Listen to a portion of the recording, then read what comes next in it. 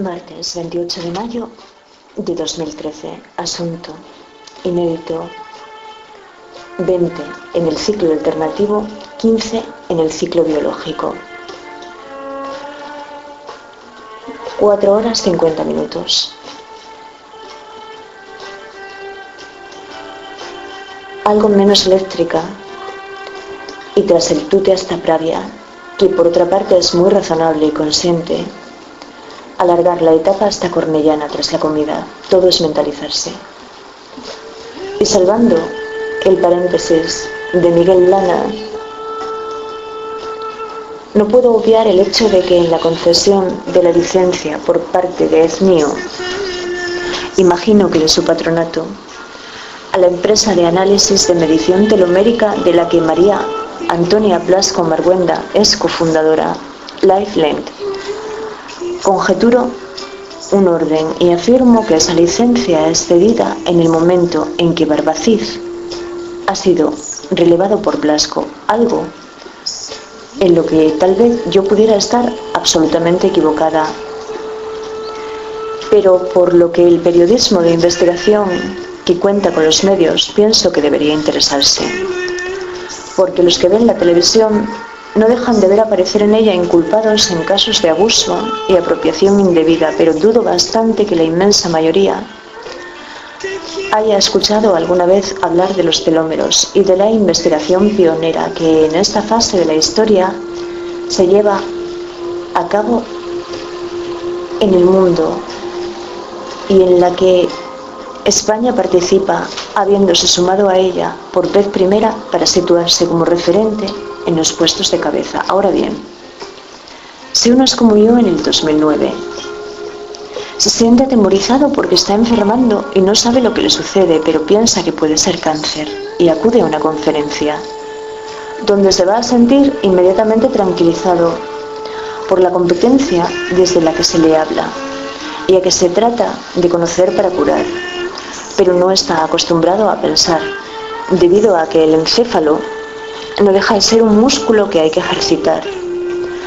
Puede haber oído hablar de un consorcio global, como es el del genoma del cáncer, y eso no significar nada para él. Así que a pesar de todo, yo alcancé íntegramente ignorante la primavera y el verano del año 2011, que es cuando de pronto veré al mismo conferenciante por la televisión, aunque en diferido, a través de la red, acompañado de un desconocido con gafas y de una ministra, que a mí me pareció elegante para el vestir y que era de mi misma estatura, porque el conferenciante no es muy alto físicamente hablando.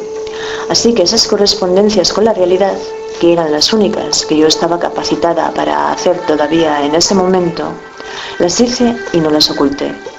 Que no se me cae el rostro de vergüenza por ello, porque a otros niveles del conocimiento yo siempre he sabido que no se arregla nada fingiendo uno que sabe lo que no sabe y que es alguien que no es. Que por eso mencionaba el otro día a una mosquita muerta, no porque la infravaloré, sino porque la he leído y la mente que se expresa como pensamiento bajo esa modosidad aparente no se corresponde con la imagen que esa persona tiende a ofrecernos siempre de ella. Así que Barbaciz me conmovió, porque me recordó a una mujer con la que me he chocado muchas veces por estas calles desde mi infancia y que me hacía sentirme afortunada por no tener que encontrarme yo en su lugar y no ofrecerle a los demás ese aspecto que también le impide al otro comportarse con normalidad, porque yo me refería a un mecanismo de la empatía en días pasados, pero ya sabes que dudé en algún momento que en la selección natural pudiera hablarse de un mecanismo y no de una dinámica. Pero en cuanto Barbaciz le paró los pies entre comillas fenomenológicas a Salomoné en el directo entre comillas fenomenológicas, y le dijo que le gustaba hablar del EzMío, del que por otro lado se sentía orgulloso, ya que había sido una creación suya, solo que en privado. Ahí yo intuí el tipo de individuo que era Barbaciz, un tarancón, que difícilmente pienso que tendría algo que ver con aquella mujer que tenía una realidad facial tan semejante a la suya, real como una enfermedad, que diría el gran Enrique Gran. porque tenemos que acostumbrarnos a discernir qué toma las decisiones por nosotros, en lo referente a lo que pensamos acerca de los demás, que es lo que yo he estado analizando durante esas etapas asturianas a través de mi relación con el holandés Ed. Y si sobre la imagen de Barbacid, y perdona que insista con esto, aparece un gran titular donde él declara que rechaza el Ramón y Cajal y el premio metálico de 100.000 euros que acompaña al prestigio para no despertar envidias. Y si el colectivo Mandracos acusa a la doctora Blasco Marguenda, en la que entonces se vierte ese premio, de envidia y soberbia, no puedes no atribuir una orquestación a uno de ellos, pero la ambición aquí señala mayormente en una dirección, que esto es lo que nos sucede a los foráneos, a los que no sabemos de la misa a la media, porque el que se encuentre dentro del complot habrá tenido que polarizarse, bien porque haya querido encontrarse, bien porque lo hayan encontrado. Así que el que se ve fuera en todo momento, o no sabe en verdad lo que sucede, o se mantiene en la duda, que es únicamente lo que yo estoy exponiendo. Pero lo quiero complicar algo más, solo que para complicarlo como quiero, necesito una pequeña investigación que todavía no he realizado, aunque la he seleccionado hace algunas semanas para realizarla, esencialmente sobre ello. Entonces, que me dejes hacer esa reflexión meditada y que me dejes explicarte que yo no sé nada aún acerca del cardenal Tarancón, pero en aquel curso de grafología en el que me encontraba, su letra era el ejemplo de la filiformidad. Un diplomático, diría cualquiera, y comentarte de ayer, solo que conocí a Abelino de Valdemora, que según leo es un hombre de mundo y que me acompañó durante 1 kilómetro para que yo no dejara de ver una cabaña que era de su abuelo, donde Franco y Polo se encontraban a escondidas de la familia de ella. Así que ya ves, no pasa mi camino por la Sierra del Bufarán, frente del Nalón, pero puedo hablar de la guerra civil desde antes, desde lo que motivó a Franco sobre aquel banco. Acuérdate que te lo dije, Paco, da un golpe.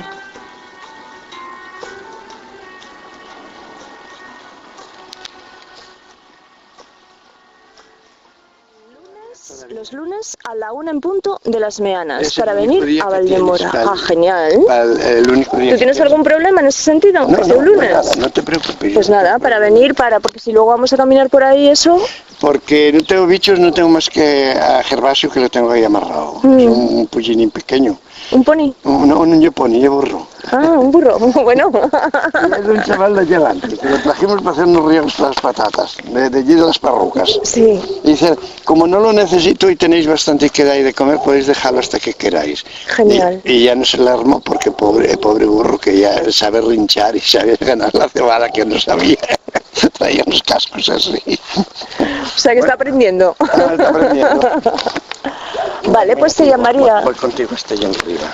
Voy a temprano bastante. No, que yo hoy vengo, voy a Pravia, voy a ir por ahí, me voy por ahí. Voy a llevar yo hasta ahí, vaya, porque no. ¿Quieres? No. Hombre, no me sobran los bares. No, yo ayer fui a... Pues tómalos. No, déjalo. Son muy cómodos, ¿eh? Ayer, son muy cómodos. Ayer fui a Corao.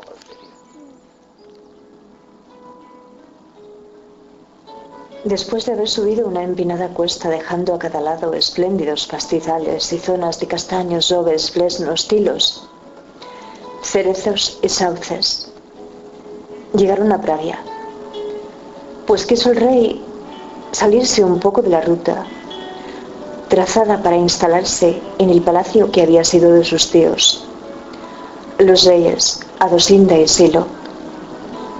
Este lugar, comentó el conde Sancho, os traerá buenos recuerdos, majestad. Ya lo creo, dijo el rey.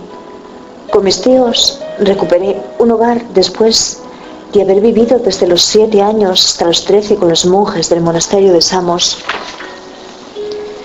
¿Y hasta qué edad vivió su majestad en Pravia?, preguntó el conde Pedro. Hasta los 22, contestó don Alfonso, en que el infausto Mauregato usurpó la corona y vuestro rey se tuvo que refugiar en Álava con la familia materna. Don Alfonso se encontró muy a gusto de nuevo en el palacio que también conocía. Un estupendo sitio para descansar y darse un buen baño. Los obispos y magnates se alojaron también en la que fuera corte de Silo. Los nobles pernoctaron en el monasterio de Santianes y los demás en tiendas de campaña en los prados cercanos. Una vez repuestos de sus fuerzas, se encaminaron de nuevo sobre sus corceles, atravesando parajes muy bellos, con sus campos tapizados de prímulas y verónicas, y con bosques de pinos y laureles, y después de una empinada subida al Alto de la Espina, llegaron a la villa de Tineo, cuna de su tío y protector, el rey Silo. Descansaba el pueblo sobre una alta loma, rodeado de fuertes precipicios sobre una atalaya. El antiguo castillo dominaba el valle. A una legua de Tineo visitaron el magnífico monasterio de Obona, fundado por el príncipe Adelgastro, el hijo tan amado de Silo, y trotando, se adentraban cada vez más en plena naturaleza.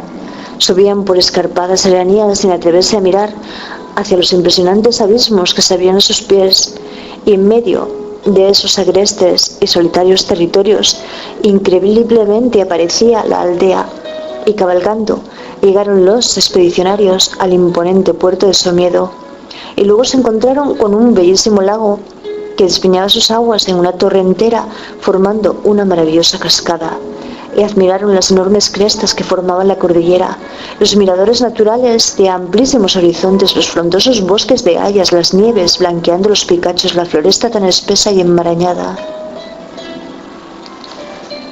El delicado contrapunto, en un paraje tan abrupto, lo daban las pequeñas flores silvestres que tapizaban el césped con sus paletas de distinto colorido.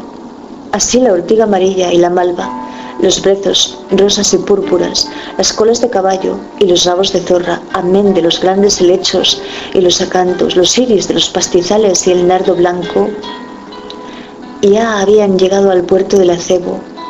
Desde este impresionante alto se distinguían dos caminos que dividían o unían dos tierras, las de los Asturias y la de los Galaicos, de las cuales él, Alfonso II, era el monarca, el regidor de sus destinos. Se paró en su cima y descabalgó. Sus acompañantes hicieron lo mismo.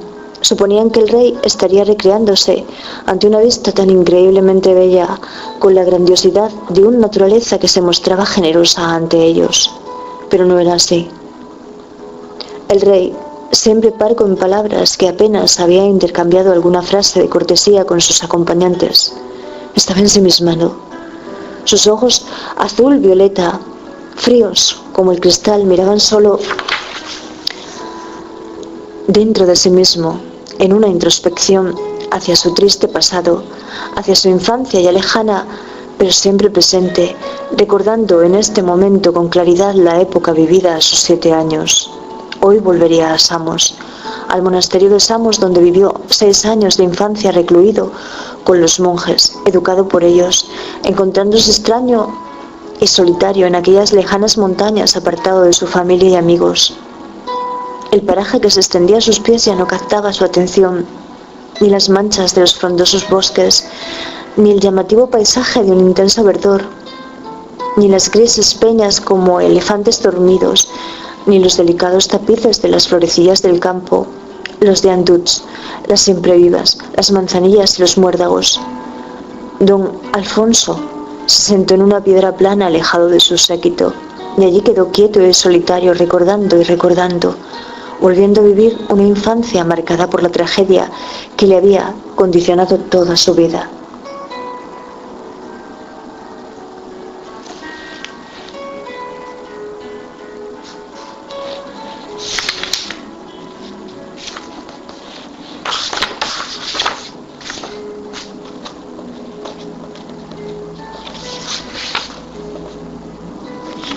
Pasó unas páginas atrás de Adiós Rey Magno, de Matilde García Maureño. Leo.